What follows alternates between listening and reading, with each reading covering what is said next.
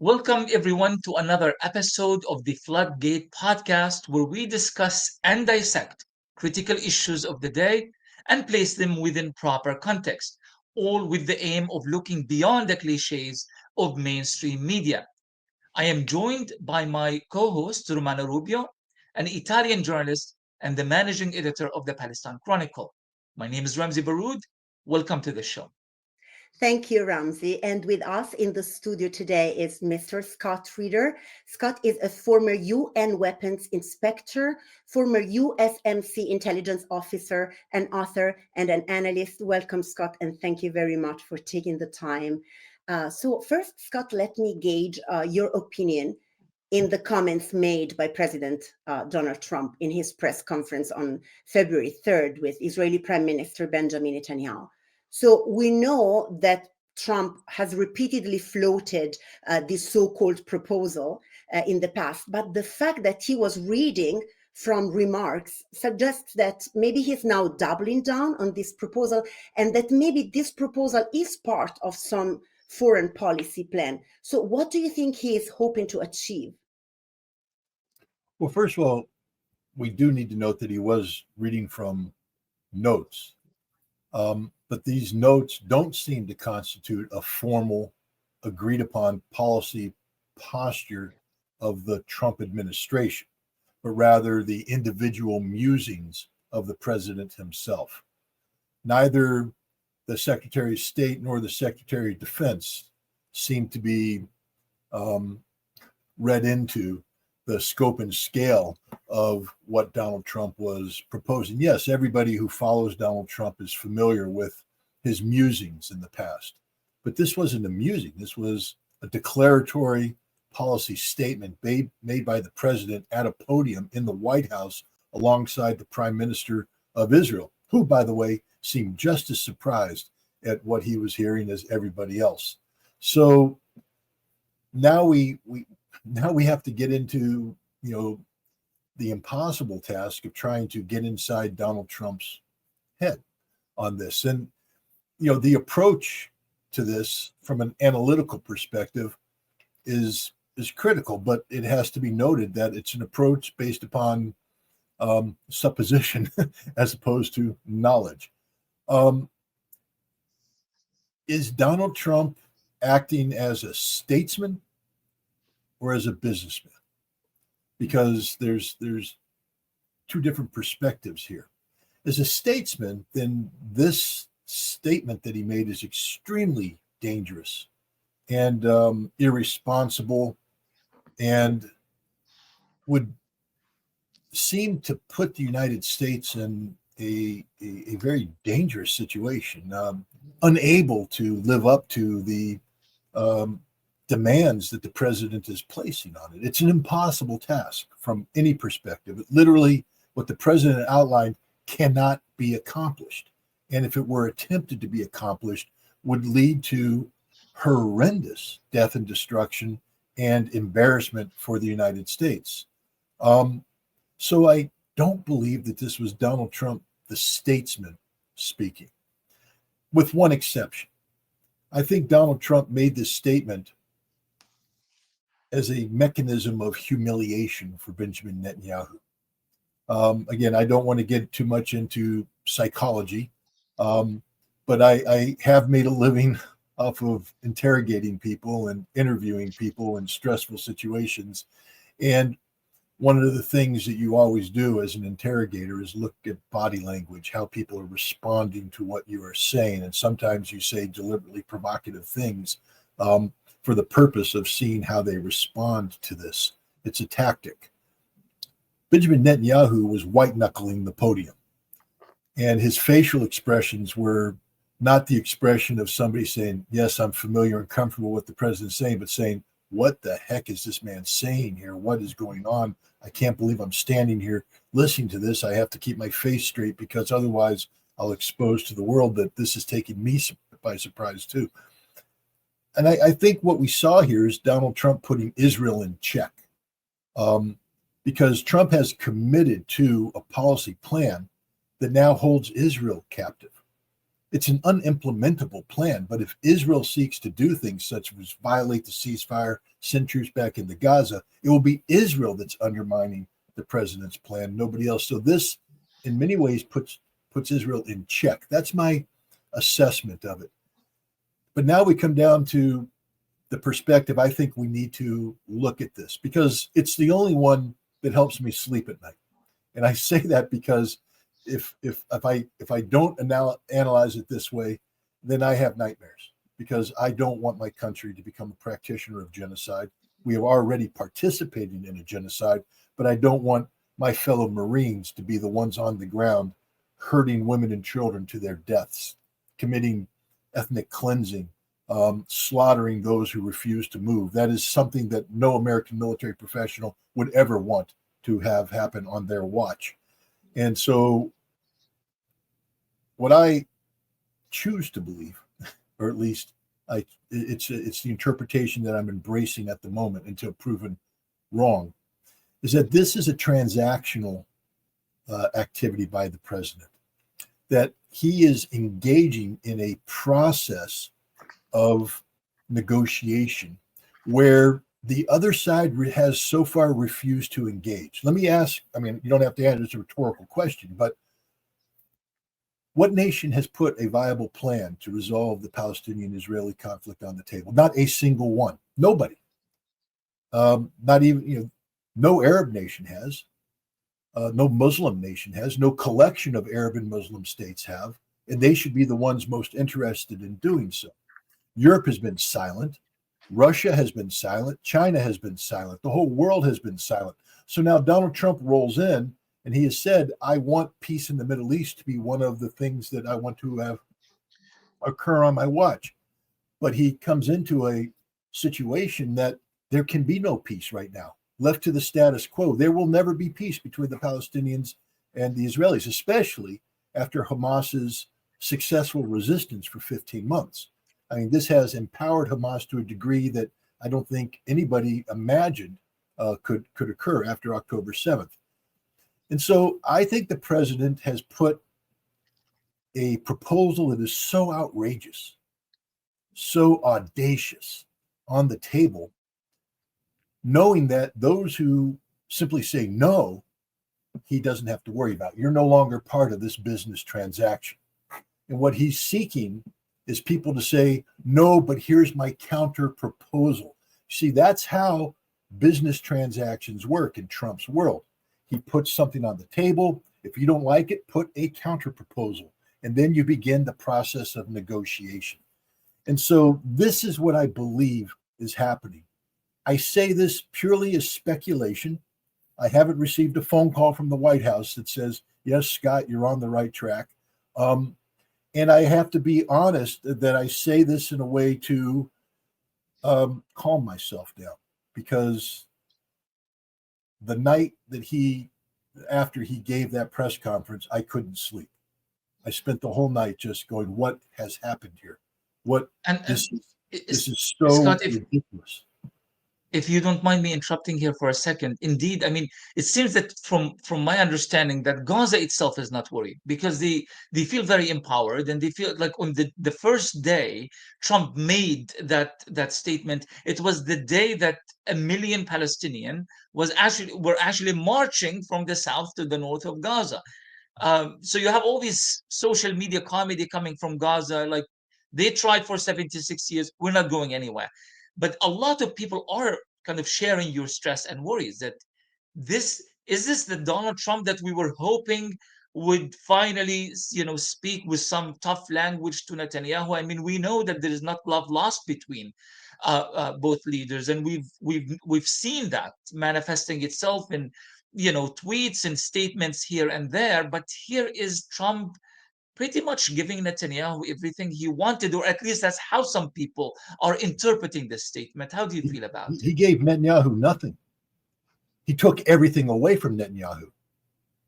What power does Israel now have over Gaza, according to Trump's plan?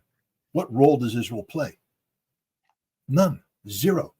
This is an American problem. America's taking over Gaza. For all those greater Israel people out there talking about expansion in building Israeli beachfront property and all that, No, no, no. This is American property. This is America owning this. This is an American initiative. Israel doesn't factor into this at all. American soldiers on the ground, an American security problem. I think that this was the biggest thumb in the eye to Israel that can be imagined.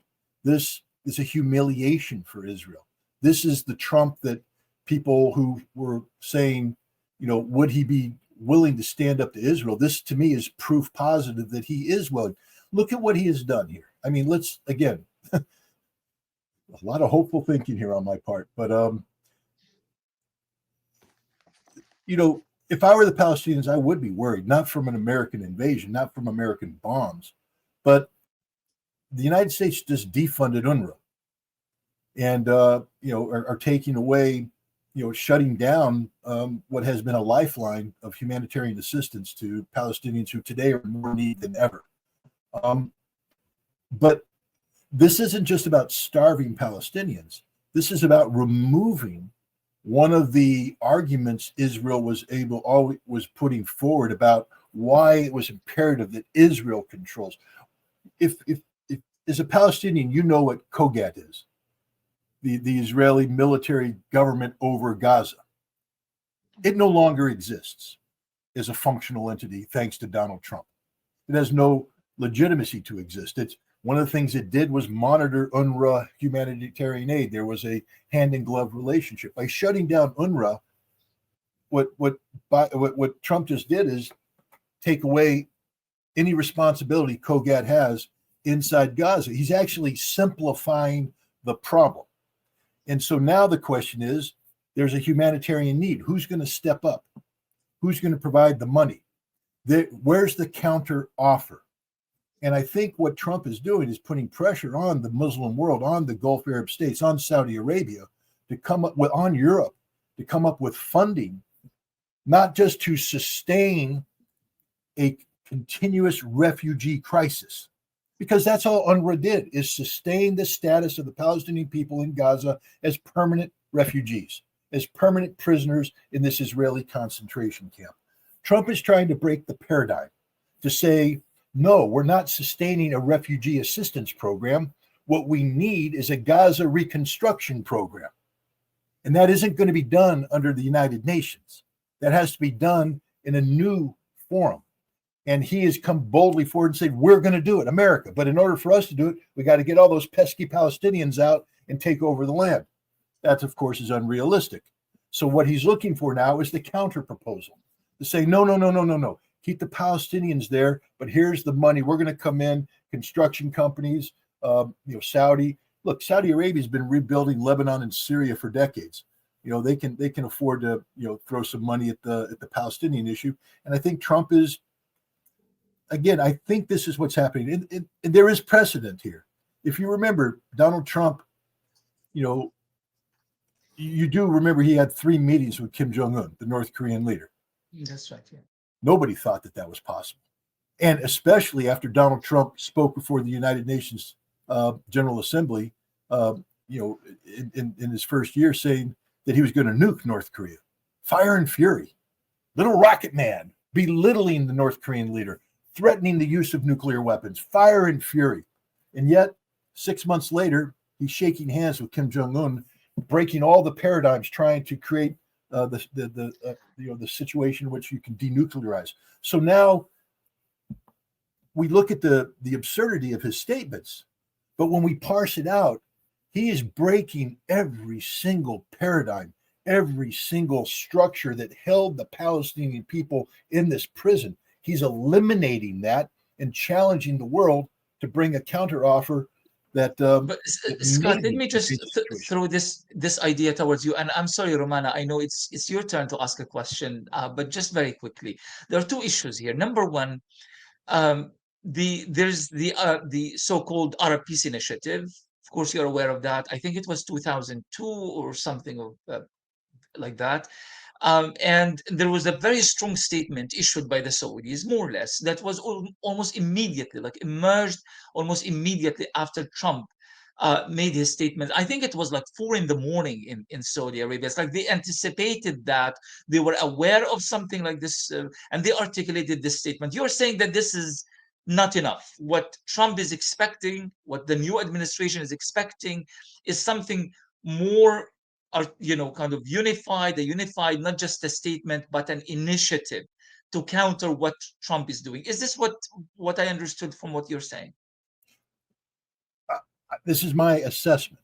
First of all, understand that it's purely an assessment, and it's based upon imperfect knowledge about what Trump's true motivations are.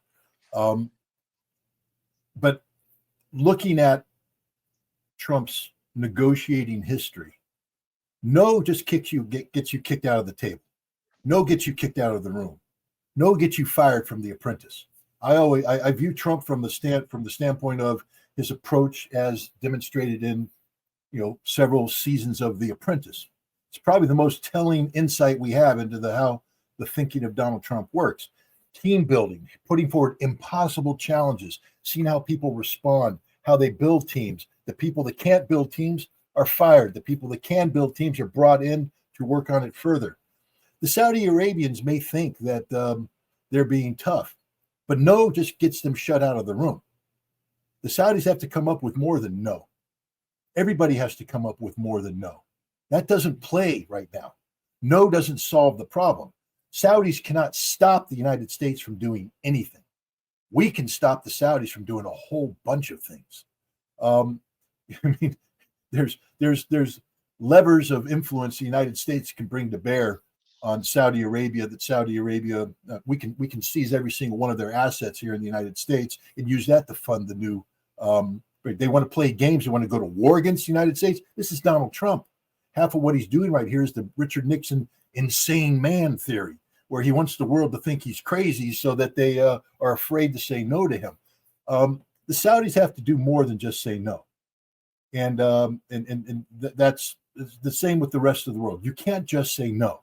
You have to come up with something else, because to say no just means that Trump doesn't take your calls anymore because you're not a factor. If you want Trump to pick up the phone and talk to you, you have to become a factor. And what Trump has said is, if you don't do something, this is the direction I'm taking. This is the path I'm taking. And we may see some movement in that direction. I mean, the Secretary of Defense said that they are looking now at how to alter the mission of the Department of Defense of the United States military to back up Donald Trump's, policy here. Marco Rubio now is also given that task. Hopefully it doesn't come to that. I really don't want American troops on the ground in Gaza, nor do I believe any responsible combat commander would. But Trump, I think, the world, he wants the world to respond. And I think the world has a duty to respond because, again, let's be frank here. The problem here isn't Donald Trump. I know that if he projected him out because of this press conference, the problem is the world and how the world has ignored the plight of the Palestinian people for decades, giving them second-class citizenship, ignoring their humanity, giving lip service to a genocide but doing nothing to stop it. I mean, there's nothing to me more disgusting than people that scream genocide at the top of their mouths and then go to bed at night while the genocide still happens. Words don't stop murder. Actions stop murder. And the only person who right now is putting something that even remotely looks like action designed to break the paradigm that has trapped the Palestinians for the past several decades is Donald Trump. I'm not here to defend the man. Like I told you, the first night that he said that, I was sick to my stomach. I couldn't sleep. I was up all night tossing and turning because this really bothered me as an American and as a human being. But then the more I looked into it, the more I studied this, the more I realized that the real betrayal of the Palestinian people would be to continue the status quo, to make sure that the next generation of children grew up in a refugee camp, but this one destroyed by bombs. We have to give the Palestinians a chance for a better future. In order to do that, you have to break the paradigm that has entrapped them. And Also, I'm thinking now, because one of the parts that was, easily dismissed during that press conference was the part regarding the West Bank in particular, where Trump said, "Oh, we are coming up with something in the coming weeks." He wasn't really sure. But do you think this, ethnic cleansing project could be actually moved and actualized and also offered to Israel as, an exchange in the West Bank instead? And what would the mechanisms would be, and what the reactions of the region and the world be at that point?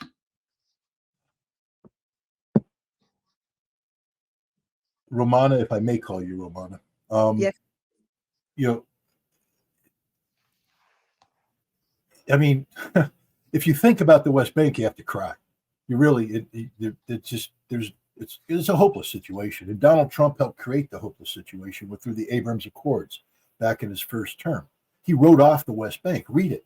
Look at everything. It pretends to talk about creating a Palestinian state, but really, what happened in the Abrams Accord was that the West Bank was going to be carved up into a series of Bantu lands. Israeli settlements were going to be given free reign.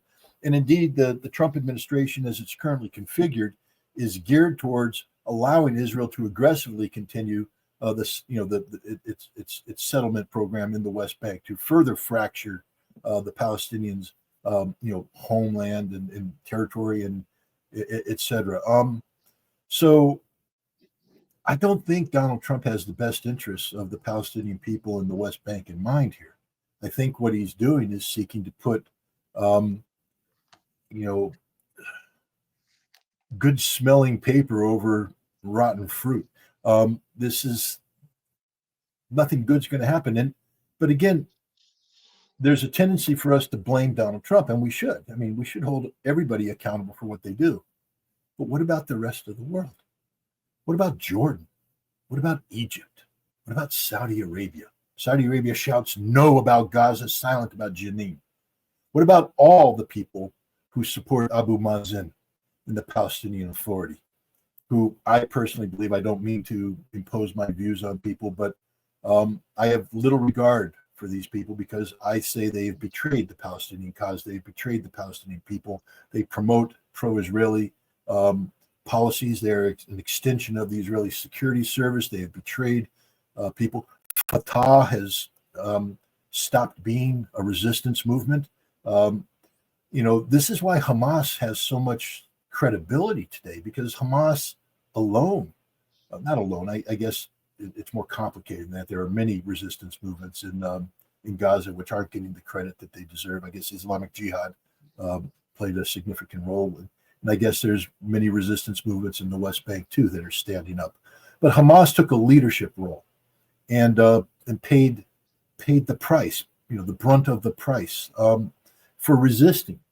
And that to me defines Palestine, that resistance. But that's not really what defines Palestine, because Palestine is so much more diverse than that. And the diversity that it has isn't good. The Palestinian Authority is inherently corrupt. And when we speak of the West Bank, we speak of the responsibilities not of Hamas, but of the Palestinian Authority, of Abu Mazen. And here, I think the Palestinians are their own worst enemies, because they're being sold down the river by their own leadership and by an Arab and Muslim world willing to let this happen. Saudi Arabia was ready to normalize relations with Israel on October 6th, knowing full well there would never be a Palestinian state if they did so. Saudi Arabia today might be able to posture as a defender of Palestine, but it's not, and we know it's not. Anybody who studied them knows it's not a defender of Palestine. The concept of a Palestinian state appears to have been rejected by every mainstream major Arab nation in the world. I mean, we have Yemen, the Houthi, we have Hezbollah in Lebanon, we have the Shia militias in Iraq, and of course we have Iran. Iran's not an Arab state, and all the other entities I talked about are Shia entities, not Sunni entities, not Arab Sunni entities. Hamas is an Arab Sunni. Palestinians are primarily Sunni Arabs, and yet the Sunni Arab world has rejected the Palestinians, abandoned the Palestinians. And so when we look at Donald Trump now, let's try and put ourselves in his seat for a moment. The defenders of a free and independent Palestine are quantified as the axis of resistance, which we have. We categorize Hezbollah as a terrorist organization. We categorize the Houthi as a terrorist organization. The Shia militias and the popular militias in Iraq a terrorist organization, and Iran a terrorist state. So already the policy posture of the United States is stacked up against those who are helping Palestine. So then we turn to everybody else for a solution, and they don't have a solution because they don't want a solution, because they're not searching for a solution. And I just am afraid that the Palestinians of the West Bank are going to be, I cry my eyes out every time I watch an olive grove get taken down, knowing that those olive trees were around when Jesus walked the earth, when Muhammad walked the earth. And to have that history just ground under the ground by these selfish, criminal Jewish settlers, most of whom come from Brooklyn here in the United States. This is an American. We're doing this to these people. It's not the Israelis doing this. Is America doing this. We allow these people to travel and to carry out these crimes. And I'm just afraid that unless the Palestinians of the West Bank are willing to sacrifice, they're going to lose everything. And the sacrifice that they have to do has to be a sacrifice on the scope and scale of the sacrifice made by the people of Gaza. They have to stand up and say, no, we will die. And we will force you to kill us. And we will show your murder to the world. That was the evil genius of Sinwar. I mean, I don't mean to be critical of him, and I'm not critical of him. But I think he recognized that the only way you turn the world against Israel is to provide Israel an opportunity to show to the world what it truly is. And to do that, you have to have a sacrificial lamb. And the sacrificial lamb was the civilian population of Gaza. Sinwar knew the Israelis better than almost any Palestinian leader. He spent all that time in Israeli prison. He studied them. And he knew that if you initiate October 7th, the Israelis will come back and implement their mowing the grass, the Dahiwa doctrine of punishing a civilian population for the deeds of others. He knew this was going to happen. He knew it. And it had to happen, or else the world wouldn't have been turned against Israel. Because the world is very capable of ignoring the crimes of Israel, especially against Palestinians, because, to be honest, we've been ignoring the plight of the Palestinians for years. It had to be something horrific, something on a scope and scale that couldn't be ignored. Not just more bombing here, bombing there, but the total eradication of neighborhoods, of communities, the slaughtering of people on a daily basis was what was necessary to get the world to realize that Israel is a criminal entity. It took that death and destruction to get the International Criminal, the Court of Justice, to define Israel as a genocidal state, to get the International Criminal Court to issue the indictments for the arrest of Israeli leaders. This wouldn't have happened if it had just been business as usual, killing a dozen Palestinians here, killing 100 there. No, Israel had to slaughter tens of thousands of Palestinians on a continuous basis to get that attention. And I'm afraid that the people of the West Bank are going to have to be willing to undergo that level of punishment and to pay that price if they want the world to put an end to what Israel is doing. Because otherwise, I think everybody is conspiring against the West Bank. I want to move to Russia, but there is one particular point that I still feel like we need to touch on within the context of the ownership of Gaza. Do you share the worry that Israel, and this is kind of also following up to what Romana asked regarding the West Bank, that Israel could use this as an opportunity to say, listen, we are going to start now a campaign of ethnic cleansing in earnest in the West Bank, Gaza, if needed. Ben Gvir called on Netanyahu. He said, go right ahead. You already have the green light from Trump, and there is some possibility that he's going to come back to the coalition government. So even though this might seem as Trump's way of saying to Israel, you stay out of this, let me handle it, but it could also be interpreted as Israel's way of saying, well, whatever we are doing in the West Bank and what we are going to do in Gaza, shall the ceasefire collapse, is part of that vision. We are doing you a favor because what we are doing is consistent with that doctrine of Donald Trump. Well, I think if Donald Trump wanted that outcome, then why go through this artifice here? Why put himself out there like this? Why go through this giant stagecraft that he just went through to bring attention? If that was the outcome he wanted, then he could just do business as usual, because everybody expected that. Everybody expected Donald Trump to greenlight the Israeli genocide. In many ways, it washes America's hands because, well, that's the Israelis doing it. It's Netanyahu. We know he's genocidal. And so why do this? Why make this bold statement if not to prevent that from happening? Because that, as you rightly point out, that was the inevitable trajectory that things were heading towards, is that Israel would come back to Gaza and begin the process of ethnic cleansing. I believe what Donald Trump did is put an end to that. Now for Israel to go into Gaza, they have to say, we don't care about your policies. We're ignoring. The president just said that ownership of Gaza doesn't belong to Israel, that Israel doesn't get to dictate the future of Gaza, that only the United States does.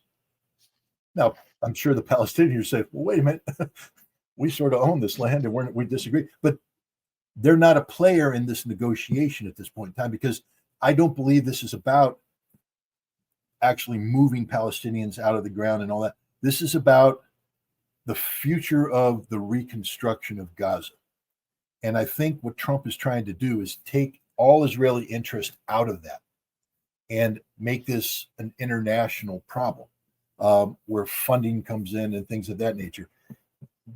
Because that's what he did. He told Israel, nowhere in his statement did he say, we're doing this. Even when he said who would run Gaza after, the world, he said, not Israel, the world. Now, we don't know what the world means, but it isn't Israel. He didn't say, no, this is the Israelis coming in. So Bing Gvir and all the others are out there talking about greater Israel, and we're going to go in and bring.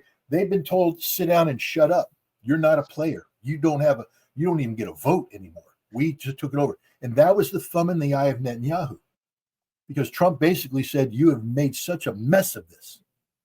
You've done such a horrible job that I'm taking over. I'm taking the whole project over.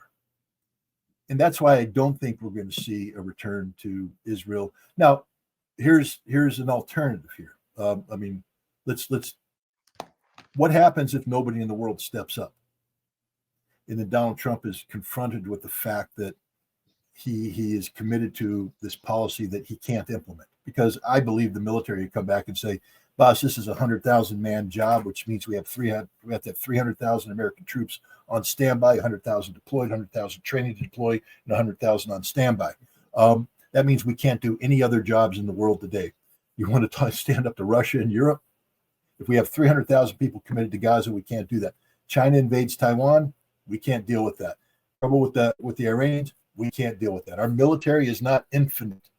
We can do one big mission. And then I would also, if I were in the military, slide the national security strategy of the United States, not just of the Biden administration, but going back even to the Trump administration, and challenge the president and say, where in here does Gaza factor?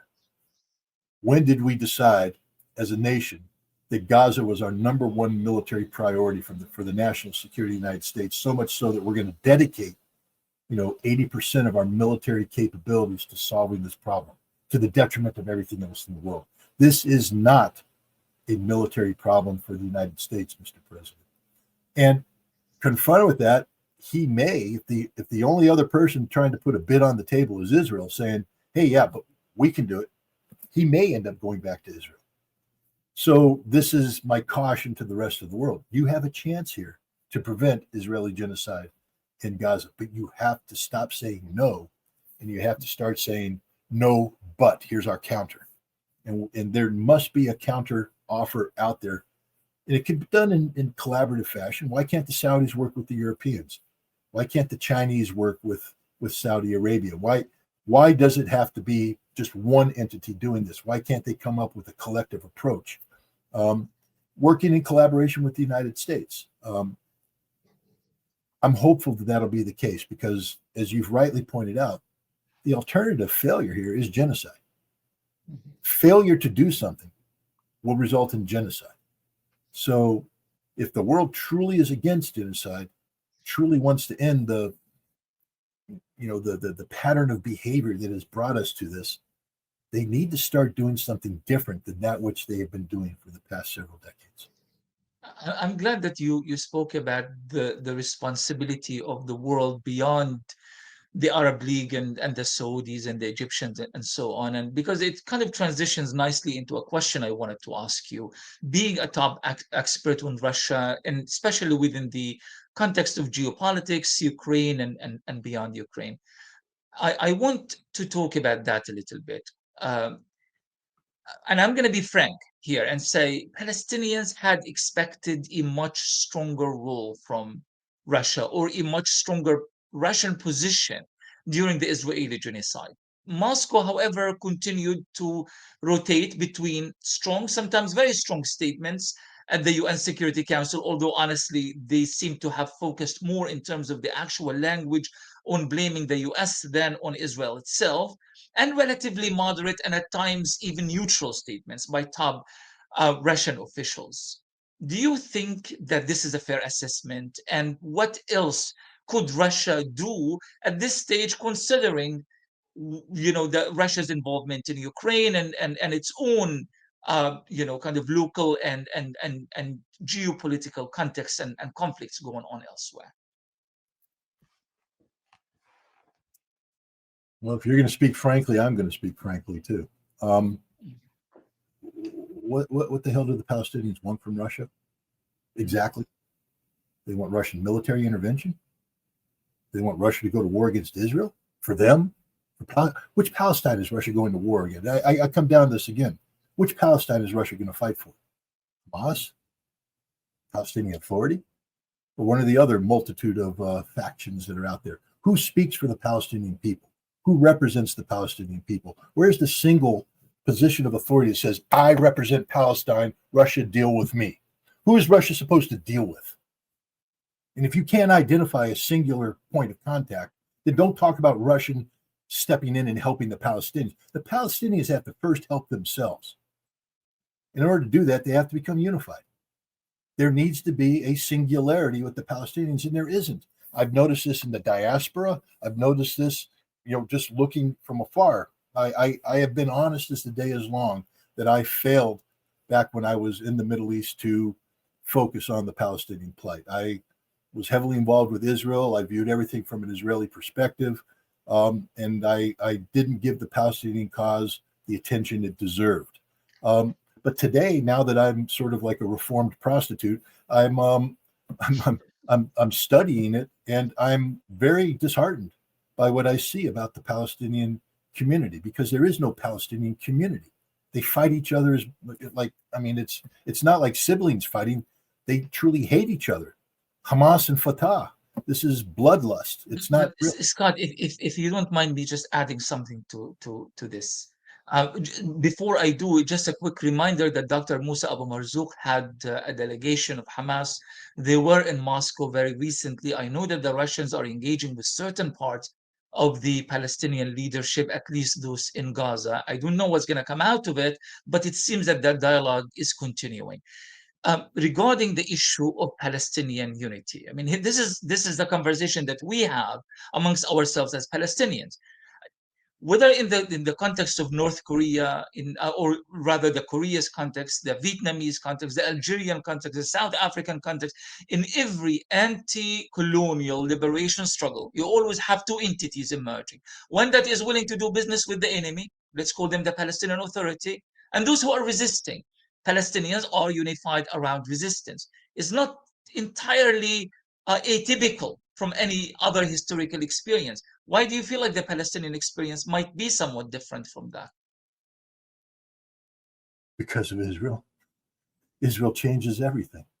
There's none of the other explanation, other samples you put out there, examples you put out there, have anything that remotely, resembles Israel in terms of geopolitical and political complexity. Israel itself is so controversial. It just brings a tremendous amount of controversy the second you bring that in there. And so, when you're dealing with the Israeli problem, and then you're dealing with Palestinian. Yes, I agree. There, resistance have collaborators and resistance people, etc. Um, and you mentioned the Russians. I'll say this too, and then I'll get into, because I was going to get to this. The Russians are trying to create a singularity in terms of point of contact with Palestine by bringing, I think it was 14 different factions they brought to Moscow. And then the Chinese picked up on that and tried to seal the deal by creating a platform of consensus amongst the Palestinians that could be dealt with as a singularity to bypass the Israeli and American objectives of negotiating directly with Hamas, to get Hamas to be absorbed into and diluted without eliminating it, et cetera. And so they are trying to do that. But now let's complicate the Russian thing further, because the Russians started to do that, but notice they passed the lead off to China. It was China that picked up the baton. It is now taking the lead on that. Why? Because a significant percentage of the Israeli population comes from Russia and the former Soviet Union, Ukraine, Belarus, etc. There are huge social, religious, economic, familial connectivity between Russia and Israel that cannot be ignored. And it plays a huge factor in everything. Many of the oligarchs in Russia, the secret economic power in Russia, are Jewish with deep ties to Israel. So again, I ask the question, what do you want Russia to do exactly? Commit suicide for Palestine? It isn't that. Russia's doing everything they can do. But then we factor onto this another level of complexity. Russia's intervention in Syria.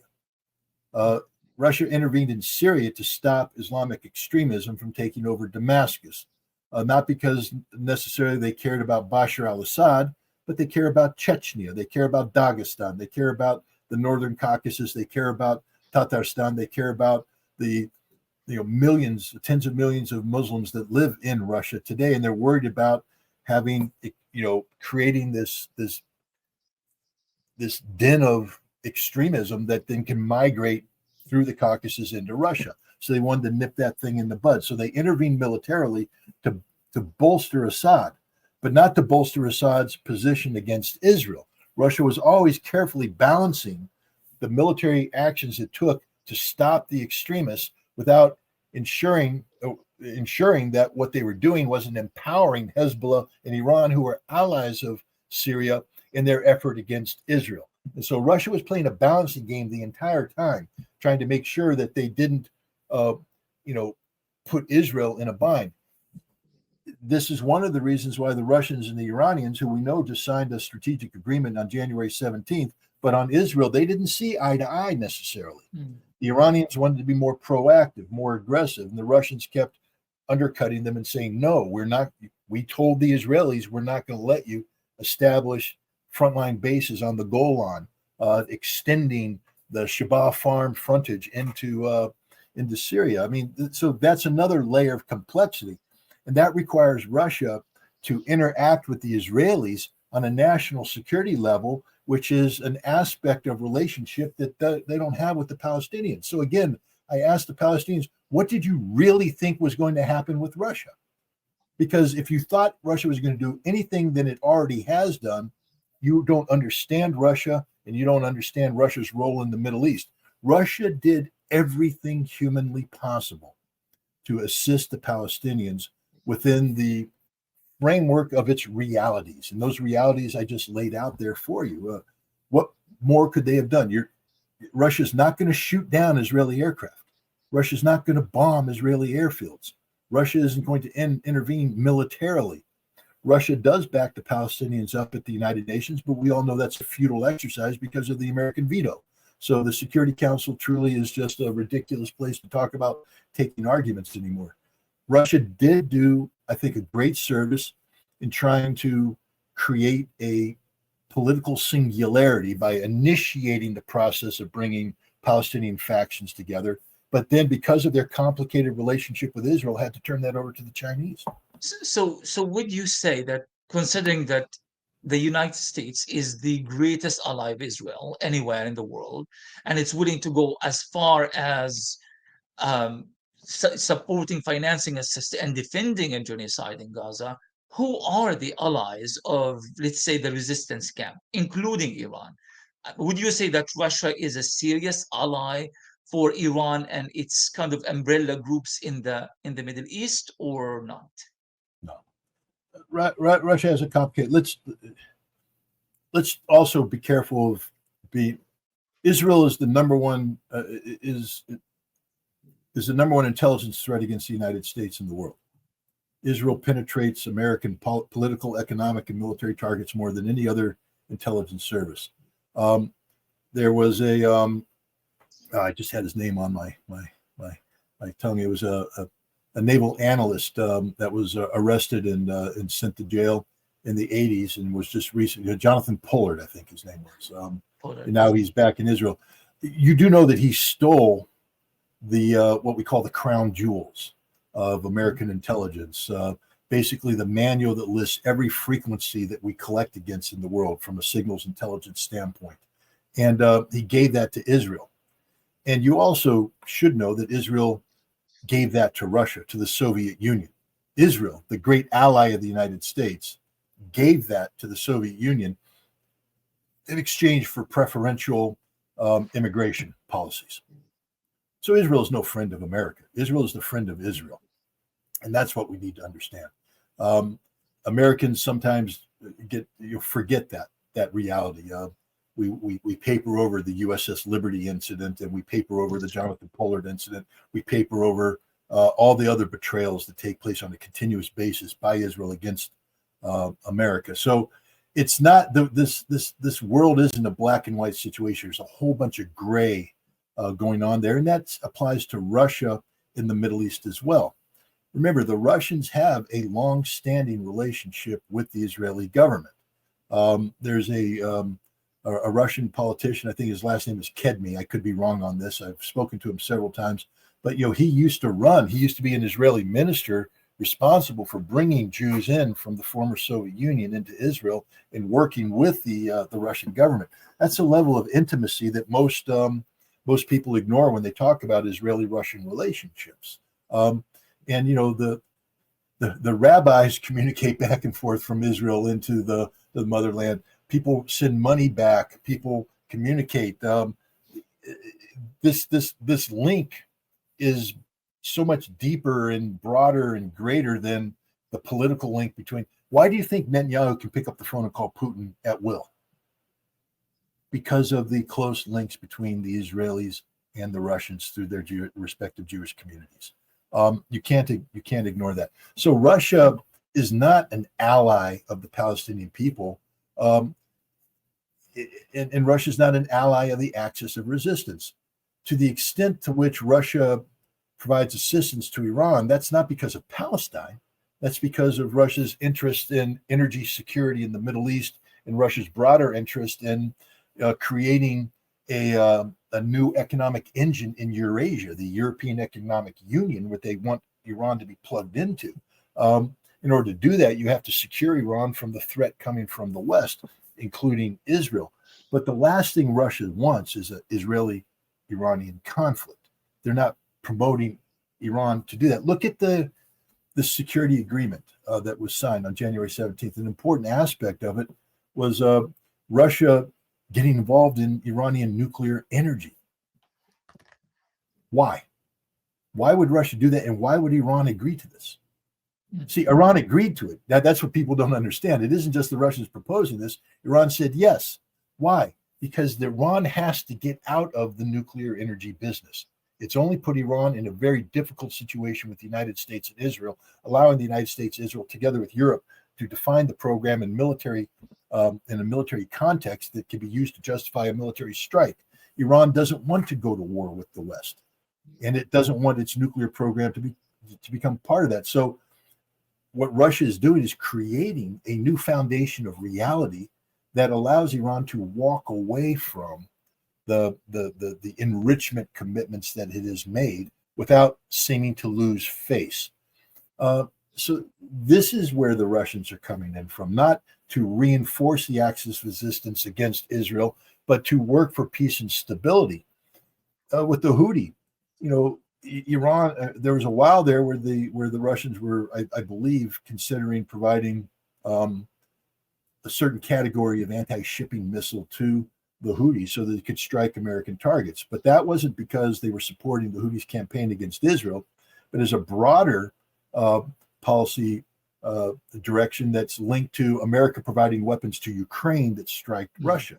And the Russians said, we will look for asymmetrical ways to do this. You know, it won't be us attacking you, but we will find ways to have you subjected to similar attacks. And one way was the providing the Houthi with missiles that could strike American ships. And I believe that there was some behind the scenes discussion. There's more connectivity between American intelligence services and Russian intelligence services than many people know. And I think the Russians made it clear that that was the direction they were heading. And I think the United States found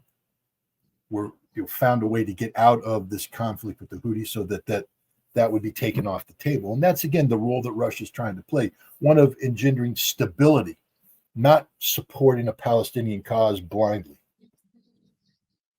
And we were talking about the region, and you mentioned Syria before, and we see that there is this new military occupation of, large parts and areas of Syria. Do you think this is permanent, and do you think it will affect, and in which way, the resistance camp in the Middle East as a whole? The occupation by Israel of Syria or by Turkey? Israel of Syria, yeah. Because a lot more territory seems to be falling under Turkish control than Israeli control. And we tend to ignore that. Look, Israel is not operating from the position of strength that many people believe it is. I think it's important to remind people that the Israeli army was defeated by Hamas. Not in the classic way that you win wars. They didn't go to Tel Aviv and raise the flag of resistance over the Knesset. That was never how this war was going to be fought. This war was about surviving the attacks from one of the largest and most well-equipped armies in the world. And Hamas did that. Hamas fought them to a standstill. Hamas killed them in numbers that the Israelis aren't used to being killed in. They wounded them in even greater numbers. They humiliated them.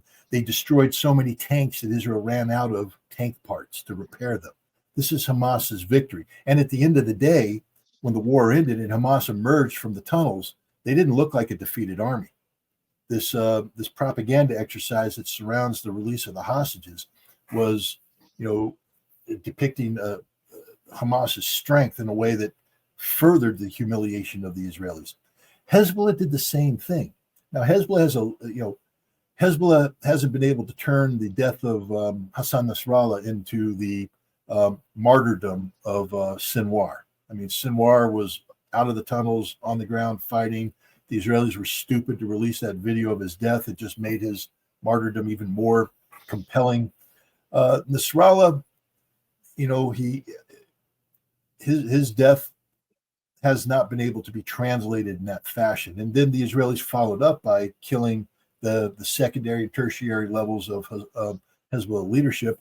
The pager attack was devastating to middle management.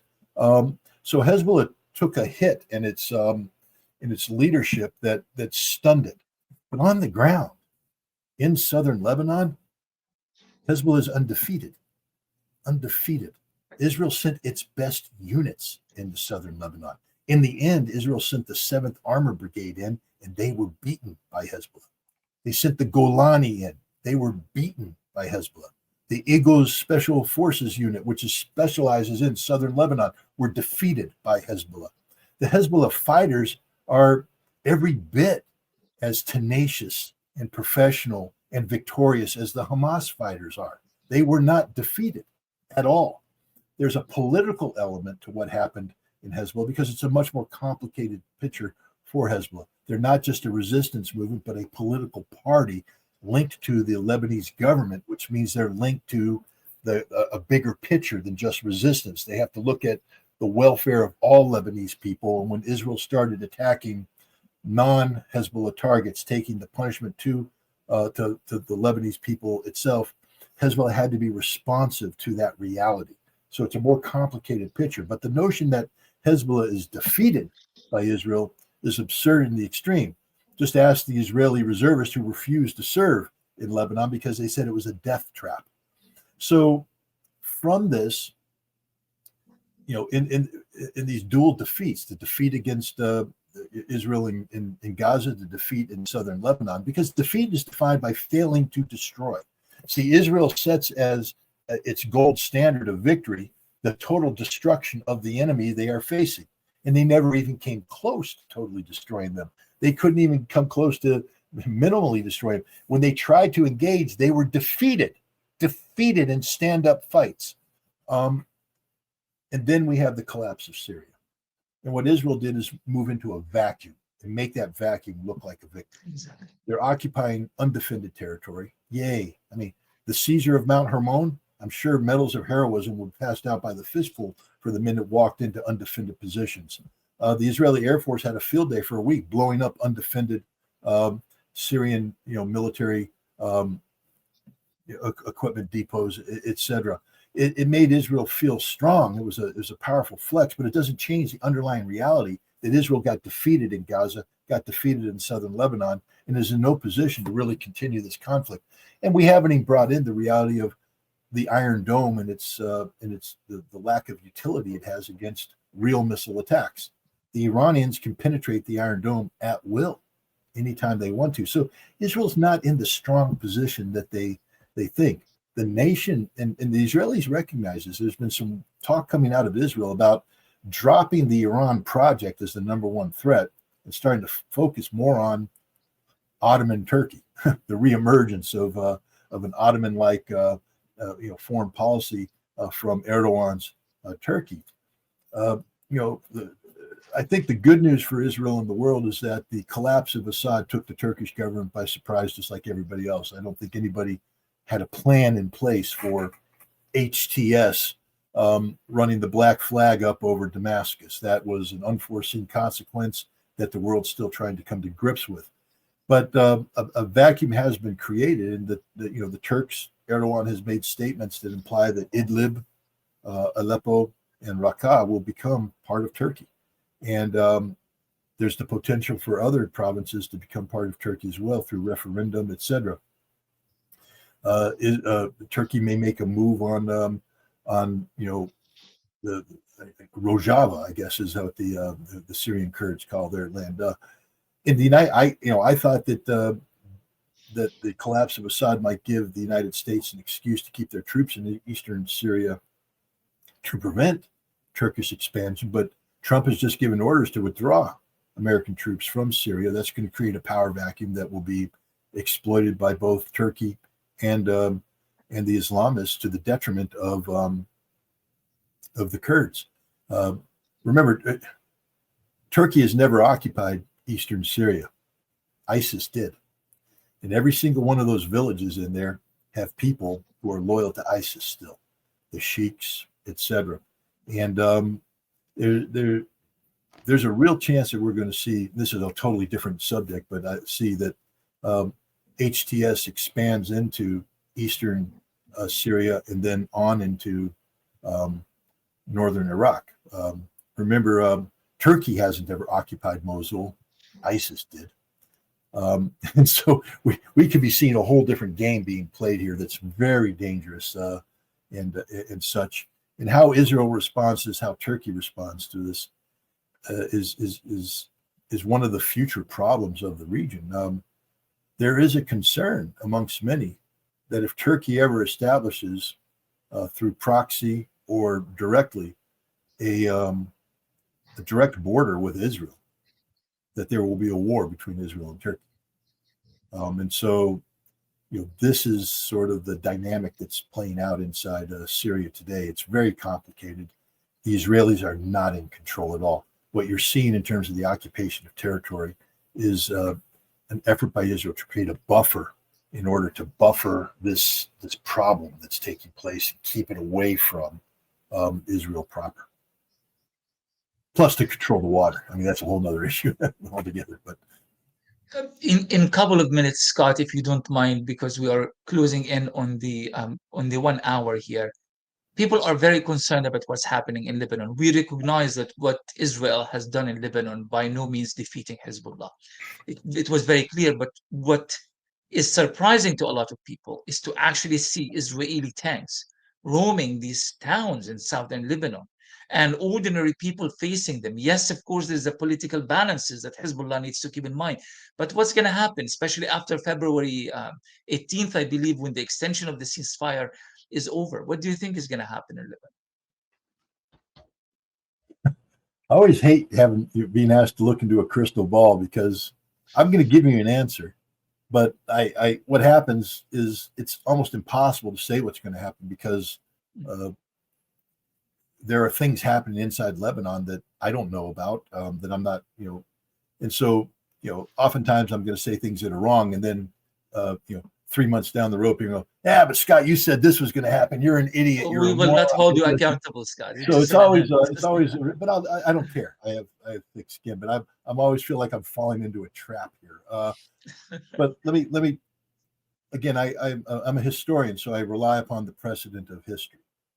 Um, there was a time when Israeli tanks roamed freely in southern Lebanon, in the 1980s, the 1990s, and they left. Why? Hezbollah. Hezbollah resistance. And the Hezbollah that kicked them out in 2000 is a lot weaker than the Hezbollah that exists today. Hezbollah is a resistance organization whose legitimacy comes from Israeli occupation of Lebanese territory. Hezbollah, I believe, will have the full support of the Lebanese people and the Lebanese government and the entire region in evicting an illegal Israeli occupation. It may take time. It may not happen overnight. It took more than a decade to kick them out of southern Lebanon in the past. But I think Hezbollah is a resistance organization that has legitimacy amongst the Lebanese people because of the purity of its mission. See, Hezbollah becomes complicated when Hezbollah becomes involved in Syria. It becomes complicated when Hezbollah starts striking targets in Israel in support of Hamas, because the Lebanese people have a right to say, well, while we support the Palestinians, we don't want to get bombed. But when Hezbollah says, I am freeing our soil from Israeli occupation, and the illegitimate Israeli occupation, it has a lot of credibility. So I think we're going to see a resurgence not only of Hezbollah as a resistance organization, but Iran will strengthen its role as the facilitator of the axis of resistance, because this brings a legitimacy to the axis of resistance that harkens back to the founding of the axis of resistance. So I don't see Hezbollah going away at all. This is one of the great mistakes that Israel has made. I believe if Israel withdrew from southern Lebanon, they would create a power problem for Hezbollah inside Lebanon. The best way to destroy Hezbollah is to remove the legitimacy of its resistance mission. And you do that by leaving Lebanese soil. And now the Lebanese people will say there is no longer a need or justification for a Hezbollah militia. The Lebanese army was responsible for security of Lebanon, and Hezbollah as a political party will have to yield to that pressure. That, to me, so I don't understand what the Israelis are doing, except that their response is the response of a weak party. See, a strong Israel, a confident Israel would withdraw back into northern Israel and let the politics of Lebanon take over. Believe me, the pressure put by the United States and Saudi Arabia on Lebanon to help dismantle Hezbollah would be tremendous, and it would be the end of Hezbollah as a resistance movement. But instead, Israel's illegal occupation will only enhance Hezbollah, and Hezbollah's history is one of successful resistance against Israel. Why? Because it's a just mission. It's a righteous cause. And that's what I believe is going to happen. Now, in 3 months, I could be 100% wrong, but that's my assessment. Scott, thank you so very much for joining us, for your important insights, but also for all the important work that you have done and continue to do to expose Israeli crimes in Gaza and to just help us dismantle and understand everything that is happening in the Middle East and beyond the Middle East. To our listeners, thank you very much for tuning in, and we look forward to seeing you all again next week. From me and my co host, Romana Rubeo, have a wonderful day ahead. Thank you. Thank you.